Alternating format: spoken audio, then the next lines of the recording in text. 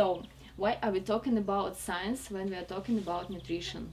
Like for now, about nutrition, about health.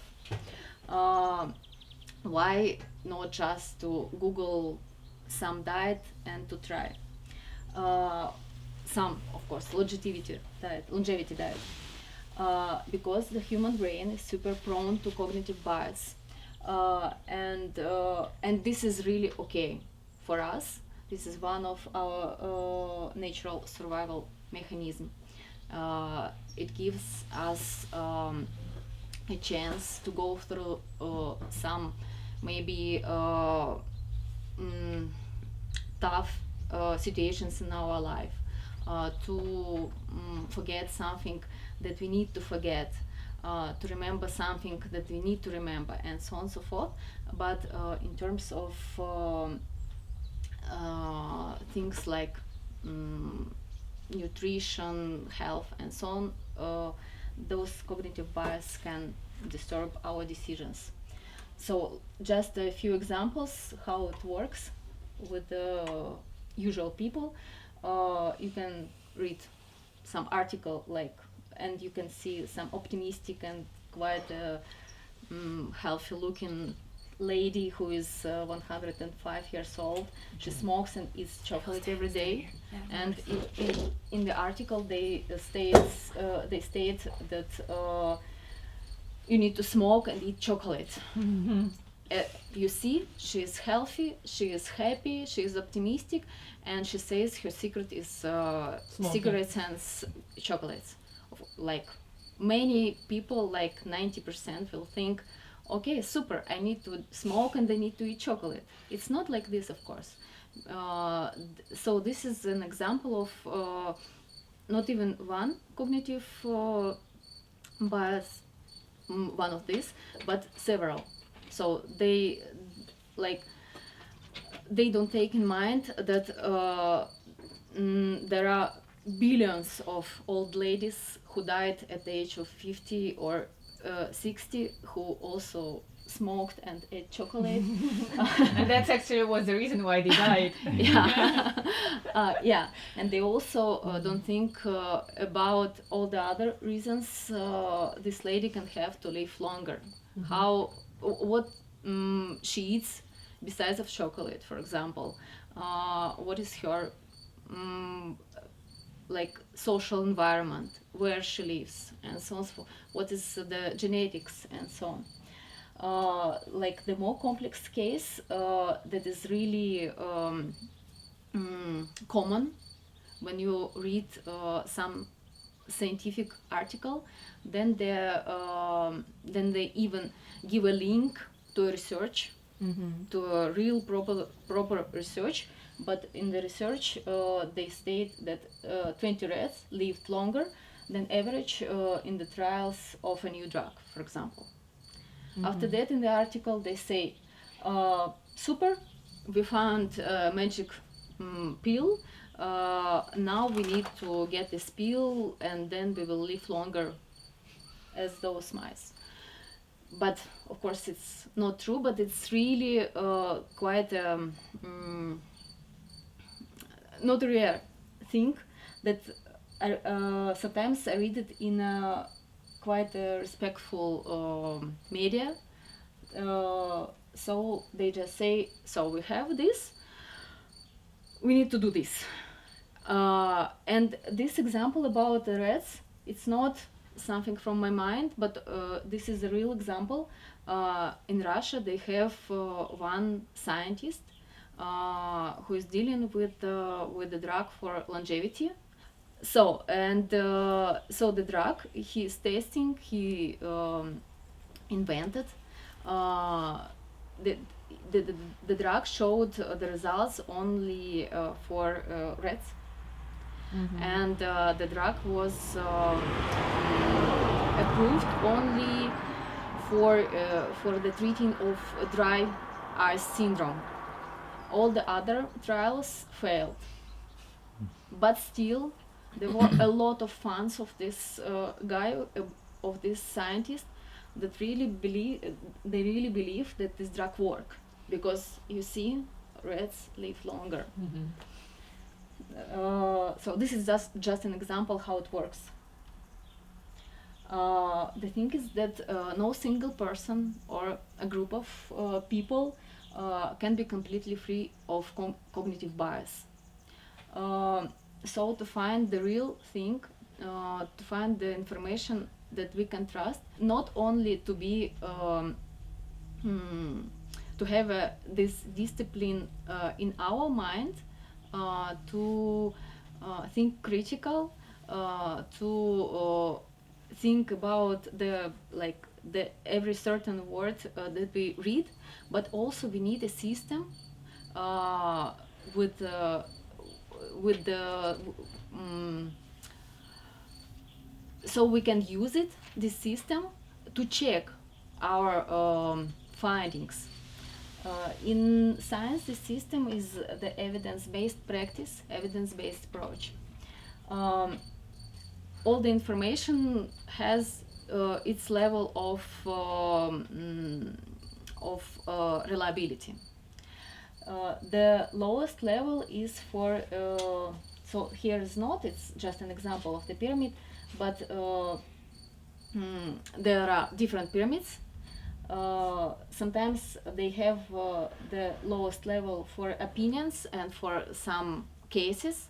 Then they have the level for animal and some laboratory studies, the small one, pilot ones, then the case control studies, then the cohort studies, then the randomized controlled trials, then the meta-analysis and systematic reviews, and then the guidelines.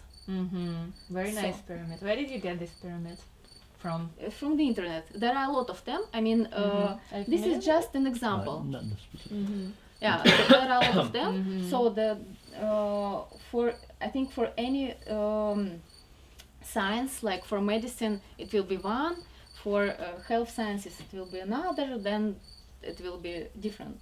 So, of course, there are a lot of issues about these pyramids. There are it's not ideal approach. Of course, there are a lot of things to improve, and they're improving all the time. There are a lot of research about the evidence-based approach, but for now it's the best that we have. About the longevity, I guess you have already discussed a lot of things. There are things that we can't influence to live longer, and there are a lot of things we can influence.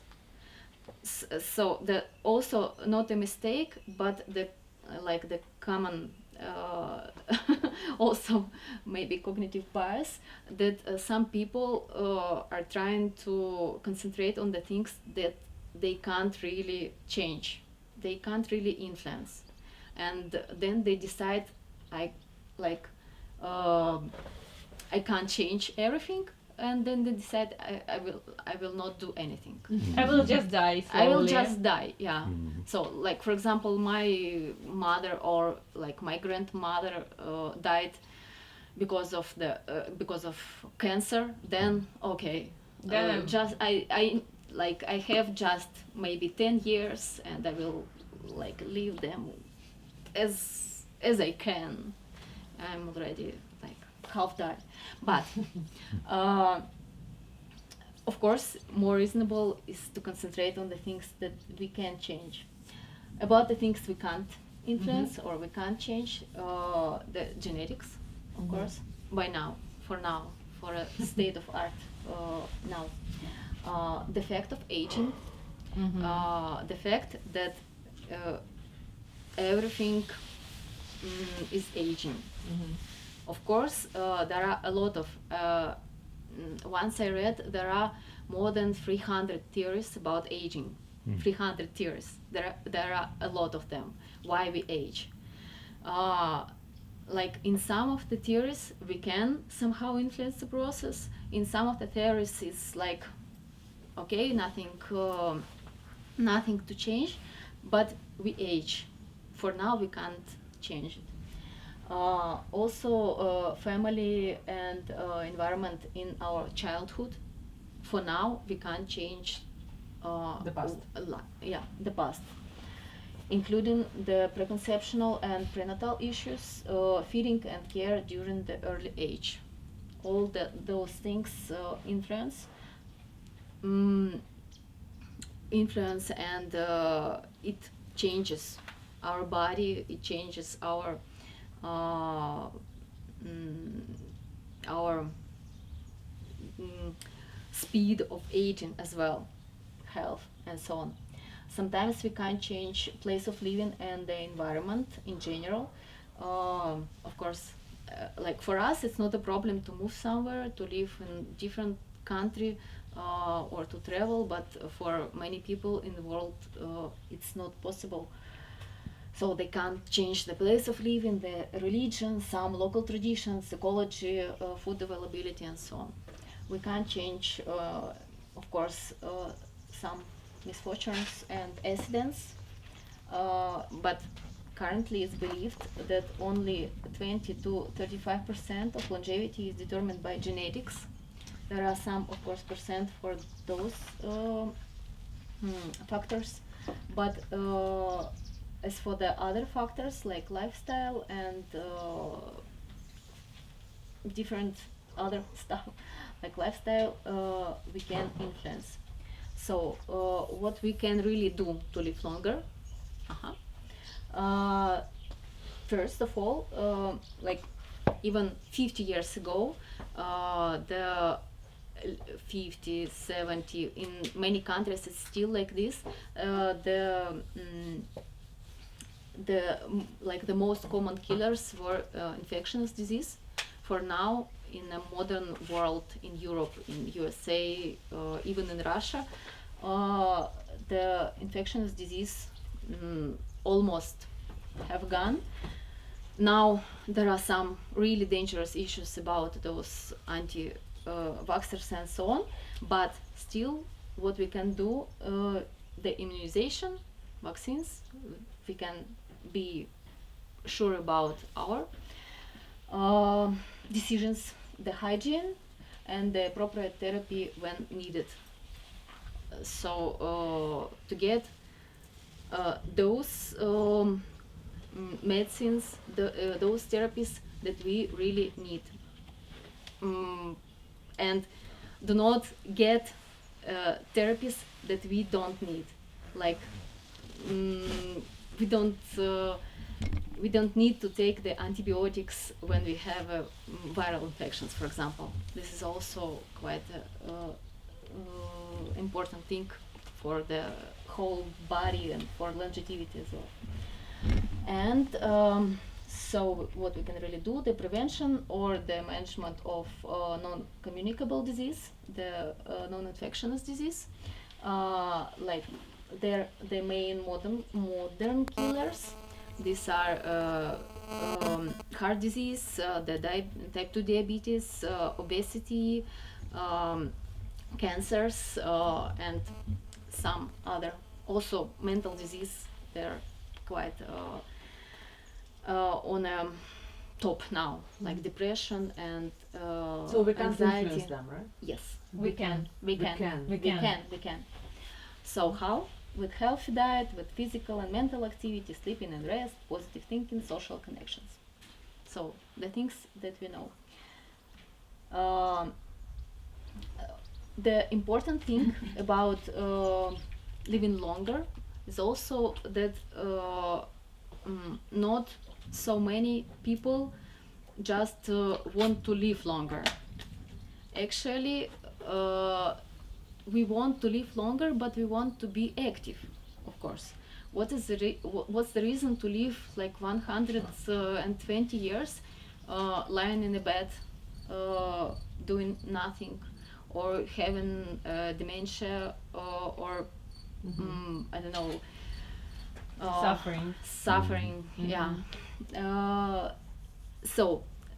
And in terms of longevity and the connection of longevity with lifestyle, the influence is more to the quality of living than to the lifespan itself.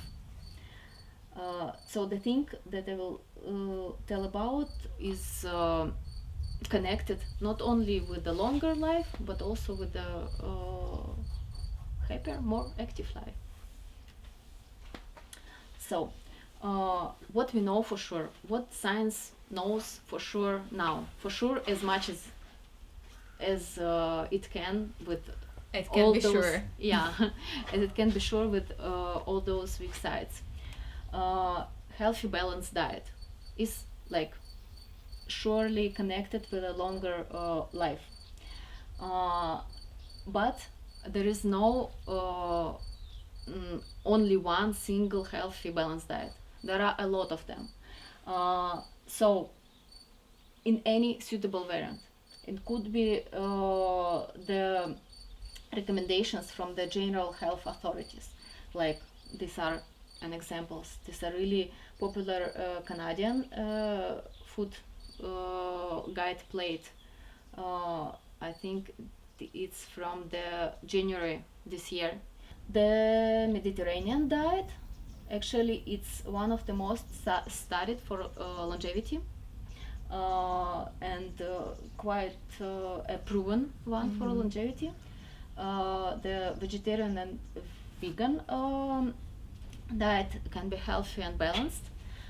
Nordic diet, and what else? Plenty of healthy plant foods, minimum of processed food, especially ultra processed, the one that has only sugar, industrial fat, additives inside. There are a lot of such food in the supermarkets, as you can see, like chips, like lollipops, cookies, those snacks, like yeah, some other things that are quite proven, that are quite backed by science. No overeating. Like for sure, we need to eat when we are hungry, and we need to stop when we are full. But also there are a lot of research by now, quite reliable ones about the calorie restriction diets, but not quite tough restricted. Yeah, we are talking about 15 to 20% of deficit for those diets, and the research says it might be good for longevity. But there are a lot of animal studies about this topic. For human studies, not evident. Yeah. So the appropriate fiber intake, I will not tell more about it. It's quite tightly connected to the plant-based food. Unsaturated fatty acids, also quite tightly connected to the plant-based food, and now plus fish as well. So if the diet has enough unsaturated fatty acids, these people live longer. It's like a proven fact. What else? Moderate intake of alcohol. For now, the research, the science says that there is no safe dose, but there is unsafe dose. The dose with minimum risks. As we are talking about any food choice, we have I don't know, chocolate with sugar.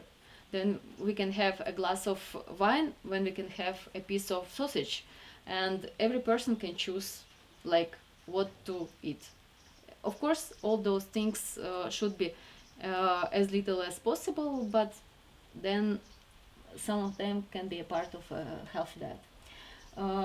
Also, quite an important thing is the social and psychological function of food.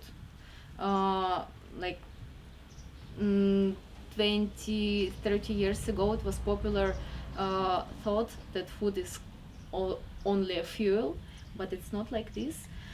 It's also quite important to cook by yourself, to eat together with the family, with your friends.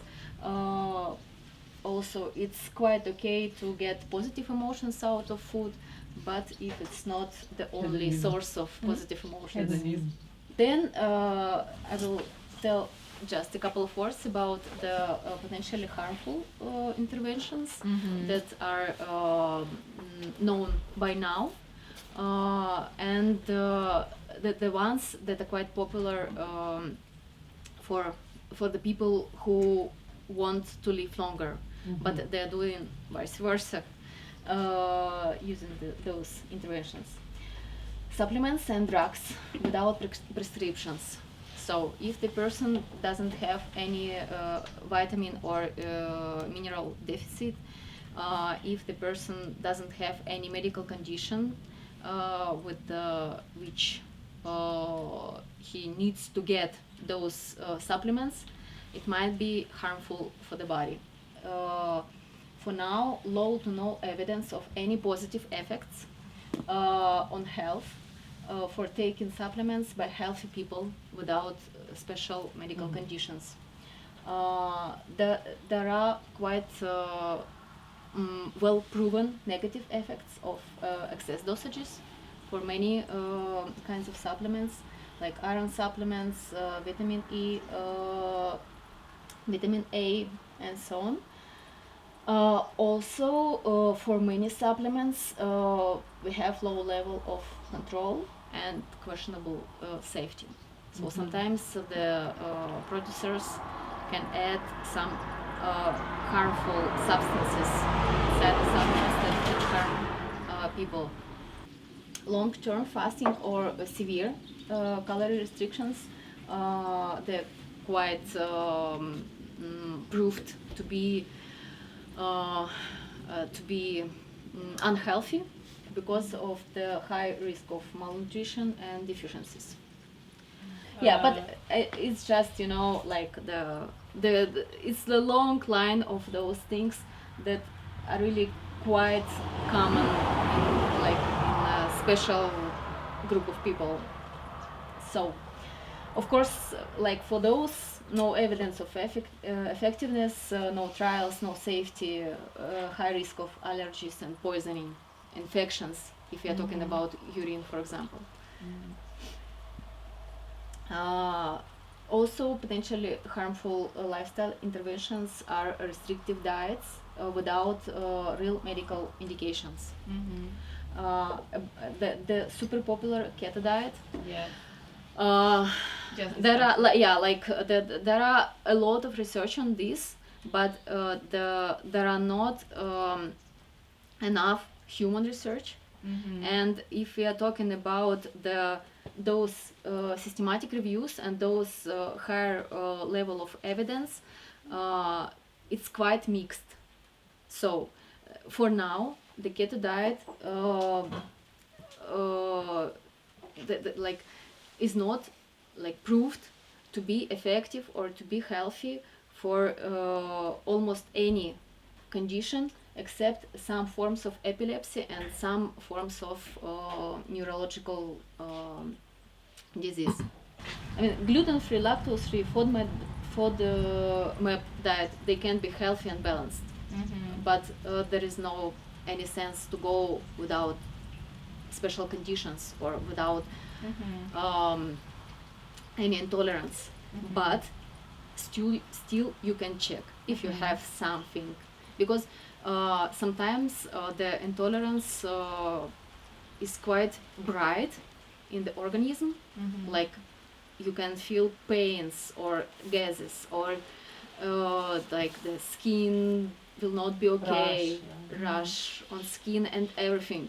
But sometimes you just feel, I don't know, a bit not okay. A bit heavier than Yeah, heavier, a bit not okay, a bit gases, a bit something not okay. But then you can try to exclude any like food that are suspicious for you, and then check if it's better without, and if it's better without and you are okay like without this food, you can go and it's like there is no sense to go like the whole diet, like the whole gluten-free diet. Maybe you have a reaction only for wheat, so no reason to not to eat rye, for example, for you.